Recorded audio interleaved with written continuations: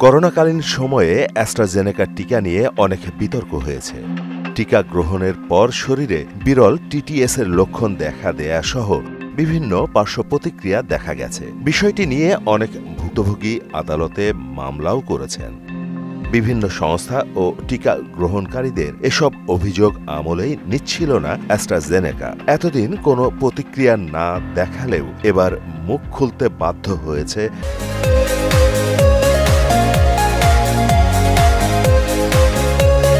টিকা উৎপাদন ও সরবরাহকারী প্রতিষ্ঠানটি। সাম্প্রতিক সময়ে আদালতে জমা দেওয়া একটি নথিতে অ্যাস্ট্রাজেনেকা স্বীকার করেছে তাদের তৈরি করোনার টিকার কারণে খুব বিরল টিটিএস-এর লক্ষণ দেখা যেতে পারে। টিটিএস-এর পূর্ণ রূপ হল থ্রম্বোসিস উইথ থ্রম্বোসাইটোপেনিয়া সিন্ড্রোম, যার ফলে মানুষের রক্তে প্ল্যাটিলেট কমে যায় এবং দেহের ভেতর রক্ত জমাট বেঁধে যায়।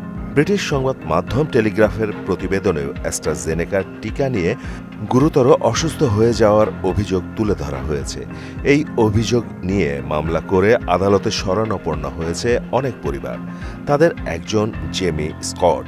2021 সালের এপ্রিলে অ্যাস্ট্রাজেনেকার করোনার টিকা গ্রহণ করেন তিনি। পরে মস্তিষ্কে সমস্যা দেখা দেয়, জমাট বেঁধে যায় রক্ত। এ নিয়ে মামলাও করেন জেমি। এরপরই যুক্তরাজ্যের একটি আদালতে জমা দেওয়া একটি নথিতে অ্যাস্ট্রাজেনেকা স্বীকার করে করোনার টিকার কারণে খুব বিরল টিটিএস-এর লক্ষণ দেখা যেতে পারে। অ্যাস্ট্রাজেনেকার বিরুদ্ধে ব্রিটিশ হাইকোর্টে এ পর্যন্ত 51টি মামলা করা হয়েছে, যেখানে মোট 100 মিলিয়ন পাউন্ড ক্ষতিপূরণ দাবি করেছেন ভুক্তভোগীরা। বিশ্লেষকদের মতে অ্যাস্ট্রাজেনেকা যেহেতু বিষয়টি স্বীকার করে নিয়েছে, এর ফলে প্রতিষ্ঠানটিকে বিপুল অঙ্কের জরিমানা গুনতে হবে এখন। মাহমুদ হোসেন, মোহনা ডিজিটাল।